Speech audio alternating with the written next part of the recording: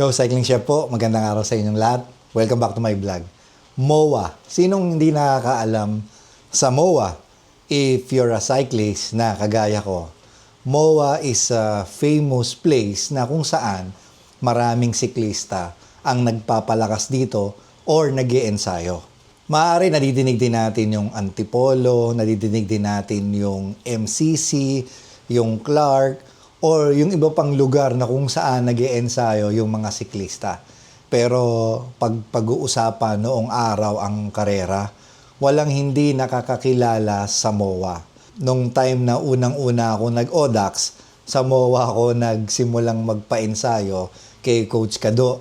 Actually, kaklase ko nga sila Brad Soren, sila Brad Kier, sila Boss Mike, at iba pang mga matagal nang nagbabike na nakasama ko way back 2016, 2017. At doon din sa MOA, nakikita ko na ang Team Francia na talagang baluarte at ensayuhan talaga yan ng mga Team Francia. At later, yung Team Excellent, doon na rin sila nag-ensayo. At iba pang mga executive team na kilala na natin, mga kapadyak. Ngayon, bakit natin pinag-uusapan ang tungkol sa MOA? Since matagal-tagal na rin naman na hindi ako nakakapasyal sa MOA at hindi nakakapag-ensayo sa MOA, naisip ko na pumasyal at silipin natin ano bang meron sa MOA ngayon. Ganun pa rin ba karami ang nag-ensayo? Kamusta na ba ang cycling community sa MOA? Tara mga kapadyak, samahan niyo ako in this video.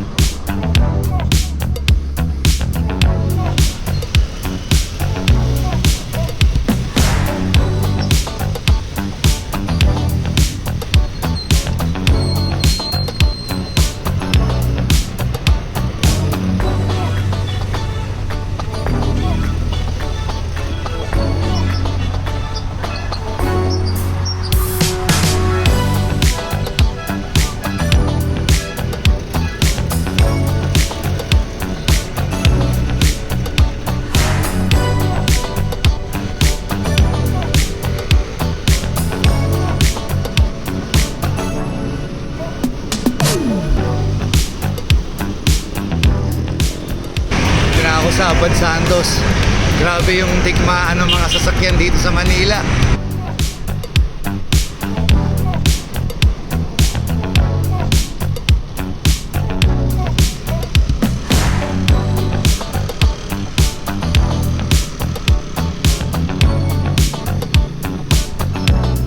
Traffic Chinatown.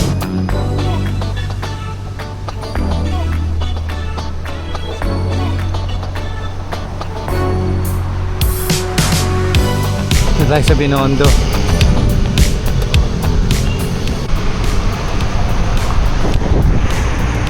Hindi ko alam guys yung tulay na maganda eh. Kaya dito pa rin ako dumaan. Dun sa dati. Ito yung alam ko.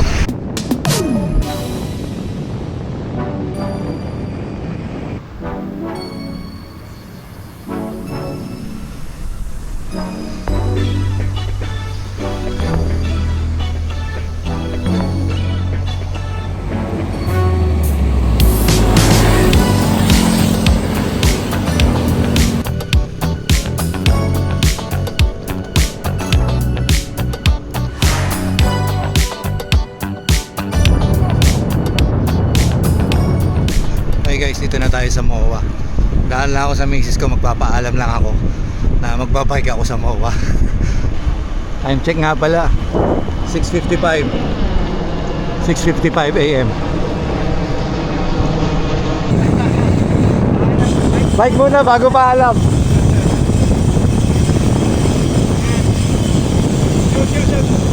Balik ako. Magbabike ako sa MOA. Hindi ko alam kung dahil sa umulan ng madaling araw, kaya madalang lang yung nagbibisikleta. Pero ayon naman sa mga nakausap natin, marami pa rin nag-iensayo sa MOA.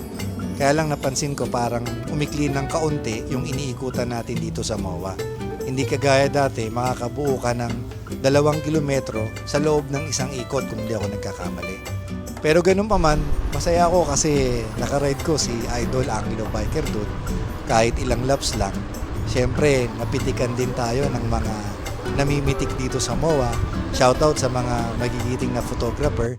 At syempre, nakita ko uli si Coach Kado, yung kauna-unahang cycling coach ko. Na-miss ko talaga si Coach Kado, kaya syempre may picture kami niyan. Tsaka syempre, yung mga familiar faces na nakakasama na natin magbike dito sa MOA, kaya di na natin pinalampas yung pagkakataon na makapagpalitrato din sa kanila. Shoutout sa Latagan.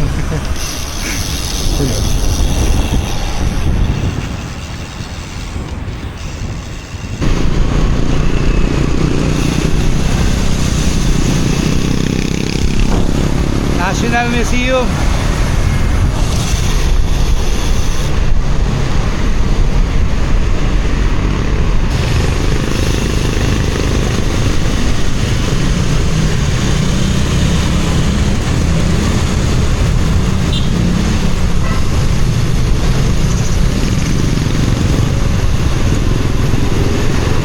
Bro, ingat. Oo. Ingat, ingat. Okay.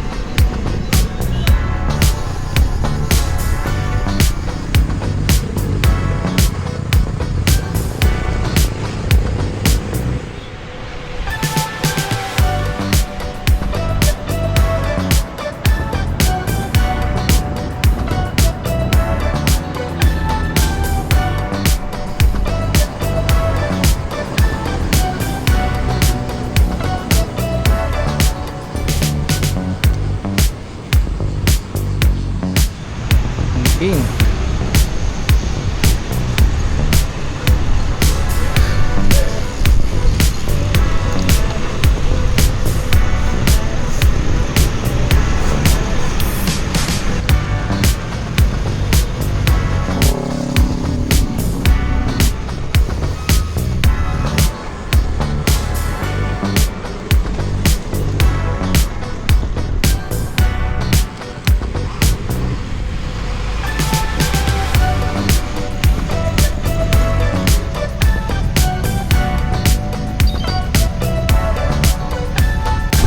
Guys, northbound na tayo.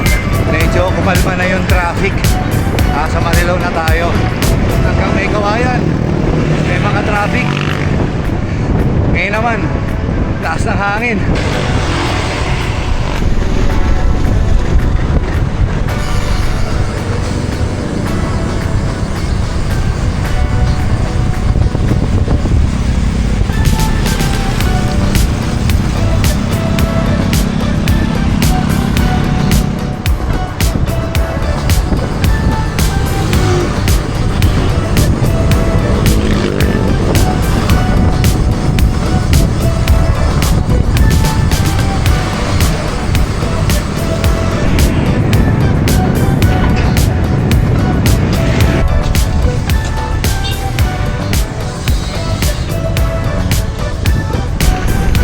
Saudi Abalit.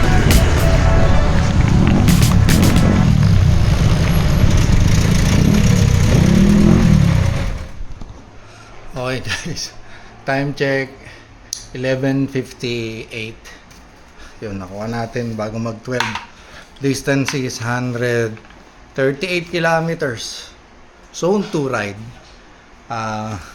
Some tempo dun sa ilang mga effort na ginawa natin. Pero pagdating natin ng MOA, as in recovery na lang zone 2. Nung papunta at saka yung pauwi, medyo nag-effort ng konti. Pero majority, zone 2 lang. Para ang habol natin is saddle time. Tapos konting heat training na rin. Although medyo malamig kanina umaga, pero bandang 11 uminit. Tapos, yun nga, saddle time. Tapos, distance na rin para sa upcoming attack. Next year pa naman yun, February, pero we have to do some base training. Shoutout nga pala dun sa mga friends natin, mga kabrad natin sa MOA. Lalo na kay Coach Kado. Shoutout kay Coach Kado. Nakakatuwa, nagkita kami. Na-miss ko si Coach. Hindi ko sinabi na pupunta ako, binigla ako sila. Shoutout din kay Lagon, dun pa sa ibang mga tropa. Si Angelo, syempre, biker dude. At least nakaka-ride natin maski pa paano si biker dude. Taka si Jeff, PGG. Syempre, shoutout na rin kay Renz, kay Rain. Sa mga tropang talong. At syempre sa Factor. Shoutout sa inyong lahat. Ride safe, stay healthy. God bless you all. Cycling Chef po.